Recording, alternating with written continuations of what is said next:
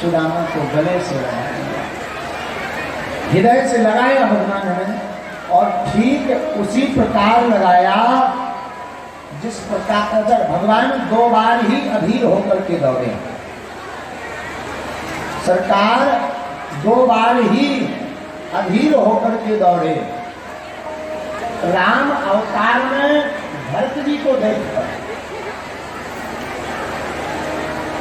और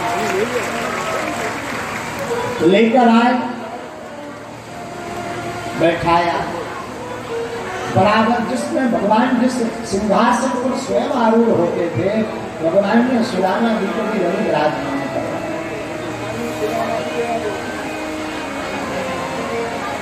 तो भगवान ब्रह्मा तो है नहीं, शिव लग नहीं रहे, पर ये है कौन जो इतने अधीर होकर के माधव इनसे ब्राह्मण को मान रहे।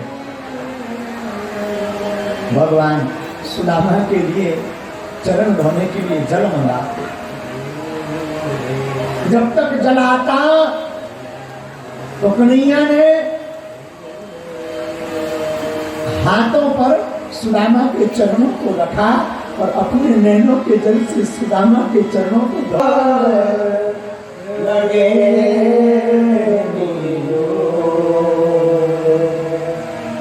हाय दुख पायो सखा आय निते न किते आय तेरो सुदागी दीर्घसा करुणा करके करुणा निधिरोए पानी परात को हाथ छोड़ी नैन के जल सो। भगवान ने अपने नेत्रों के जल से अश्रुओं से क्यों धोया? भगवान ने विचार किया कि अगर हम जल से धोएं, गंगा जल से अगर धोएं तो गंगा तो हमारे चरणों से निकली है, चरणों से निकली है गंगा प्यारी। अगर गंगा से चरणों को धोएं सुदामा के, तो वो तो हमारे चरणों से निकली, और सुदामा ब्राह्मण है, और फिर ब्राह्मण को चरणों से निकली हुई गंगा से उनके चरण, ब्राह्मण के चरणों को धोएं। तो भगवान ने सोचा हम अपने नेत्रों की आंसुओं से ही क्यों न धोएं। भगवान रो पड़े सुदामा की दशा देखकर, और भगवान ने सुदामा के चरणों को अपने नेत्रों के आंसुओं से धोया।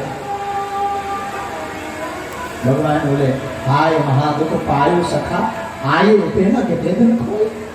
यहाँ बिना पादुका के चले तो पांव फट गए, बीमारी फटी, रक्त रुधिर छपा हुआ सूखा। भगवान ने जब सुदामा जी के चरणों को धोया तो सुदामा जी के चरणों पे जैसे ही हाथ रखा तो सुदामा की सी निकल गई। इतना कष्ट है। तो जब भगवान ने नीचे चरणों के तलुओं में, सुदामा के तलुओं में जब अपने हाथ को ऐसे घिसा तो कांटा चुभा भगवान को। और भगवान ने सुदामा के चरणों में कांटा देखा तो किसी से निकलवाया नहीं। जो द्वारका का राजा, द्वारकाधीश, विश्व का राजा, जगतपति है, चाहे तो कुछ भी कर सकते हैं। भगवान ने, माधव ने सुदामा के चरणों पे लिया और अपने मुख से भगवान सुदामा के चरणों के कांटों को निकाल दिया।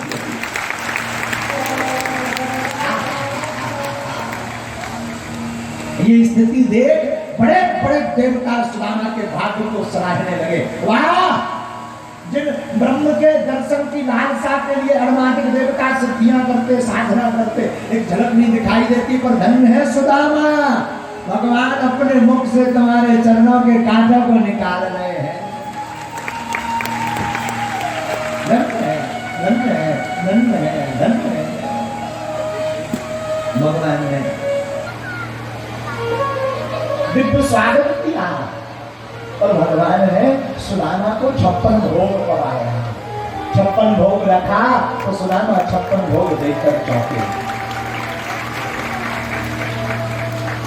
तो यहाँ एक घटना घटी। क्या? जब 56 भोग रखा तो सुदामा भीतर ही भीतर मन ही मन भूख को गाली देते। क्यों? क्योंकि जब भोजन नहीं था तो भूख बड़ी सताती थी। आज 56 भोग आ गया तो सुदामा को खाने का मन नहीं है। सुदामा गाली देते, अरे भूख तू बड़ी बाबरी है, बड़ी छलिया है, बड़ी छलनी है। जब भोजन नहीं था बड़ी सताती थी कि ये मिल जाए, वो मिल जाए, उधर की पूर्ति हो जाए। आज 56 भोग लगा तो तू आ नहीं। तो अक्सर होता है जो वस्तु प्राप्त ना हो उसकी कीमत भले ही 2 कौड़ी की हो पर करोड़ों की लगती है, और जो वस्तु प्राप्त हो और वो भले ही करोड़ों की हो पर कीमत 2 कौड़ी की इंसान है। सुदामा की गाली देते भूख को जहां भगवान अंतःपुर में स्वयं शयन करते वहीं लिवा गए। भगवान चरणों को दबाए, चरणों को दबाते दबाते पूछा भगवान ने, क्या सुदामा बचपन से ही तुमको फक्कड़ों वाली बात बोलते थे, फक्कड़पंथी वाली, शादी वादी भाई है ऐसा ही है। सुदामा ने धीरे से सिर हिलाया, भाई तो अच्छा भाई भाभी ने कछु नाय मोड़ दो। सुदामा ने मन में विचार किया कि चावल तो दिए हैं, पर कहाँ ये द्वारका का राजा जिसके यहाँ पर इतनी रानियाँ, कहाँ सोने का महल, सोने की थाली, कितना सुंदर दिव्य स्थिति, और कहाँ हमारे 3 घर से मांगे हुए टूटे फूटे चावल कंबल हम देंगे तो हमारा मित्र तो कुछ नहीं करेगा, पर ये जो रानियाँ है ना ये क्या विचार करेंगी कि मित्र इनका ऐसा है, घर पर उपहार के लिए चावल है वो भी 3 जगह से मांगे हुए टूटे फूटे। सुदामा ने पोटली छिपा दी। भगवान मुस्कुराए। भगवान तो सबकी जानते। सुदामा एक बात कहूँ, तुमसे झूठ बोलना नहीं आता। क्यों? तुम झूठ बोल नहीं पाते, निकल आता है सच। भगवान ने पोटली पकड़ ली। सुदामा खूब छिपाते रहे। भगवान ने पोटली पकड़ी, पोटली खोली और खाने लगे। प्रेम के भूखे, प्रेम के तंतुर, प्रेम के भाव से ताने लगे। प्रेम के भूखे, प्रेम के तंतुर, प्रेम के भाव से ताने लगे। तंतुर के गाने में गीत गाते हो नृत्य चबाने लगे। तंतुर के गाने में गीत गाते हो नृत्य चबाने लगे। एक मुट्ठी में एक लोग, एक मुट्ठी में एक लोग सुदामा के भाग्य में जाने लगे। क्यों मैंने कभी देखे उड़ार का तीनों मगन उड़ाने लगे। क्यों मैंने कभी देखे उड़ार का तीनों भगवान को प्रेम के भूखे हैं, पर सुदामा के दरिद्र को खाना है। भगवान चावलों का तो बहाना है, पर सुदामा के दरिद्र को चबाना है। तो भगवान मुट्ठी लेते हैं। पहली मुट्ठी लेते ही प्रभु ने, पहली मुट्ठी लेते ही प्रभु ने स्वर्ग सुदामा के नाम किया है। पहली मुट्ठी लेते ही प्रभु ने स्वर्ग सुदामा के नाम किया है। दूसरी मुट्ठी में पृथ्वी लोक है, दूसरी मुट्ठी में पृथ्वी लोक का वैभव विप्र को सौंप दिया है। तीसरी मुट्ठी में देने लगे जो, तीसरी मुट्ठी में देने लगे जो मैं पुण्य तो लक्ष्मी ने रोके लिया है। अपना निवास भी जाने दे मेरा, ऐसा जानी मेरा पिया है। अपना निवास भी जाने दे मेरा, ऐसा जानी मेरा पिया है। भगवान ने एक मुट्ठी दी और स्वर्ग का राजा बना दिया। भागवत में वैसे एक ही मुट्ठी कंदोर खाने की बात कही, पर अन्य अन्य ग्रंथों के अनुसार भगवान ने 2 मुट्ठी चावल खाए।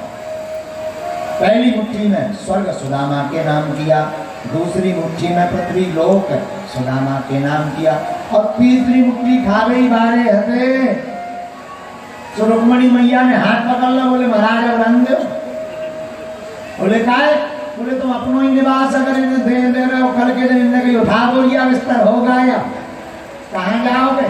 तो कम से कम अपना निवास तो रहने दो, अपना मकान तो रहने दो। इसके पीछे कई कारण है। अनेक महापुरुषों ने बड़ी प्यारी बात बोली। रुक्मणी मैया का हाथ पकड़ने का कारण है पत्नी का धर्म है पति के स्वास्थ्य की रक्षा करना। कहीं कच्चे चावल भगवान पा रहे, पेट गड़बड़ ना हो जाए, इसलिए भगवान का हाथ पकड़ा।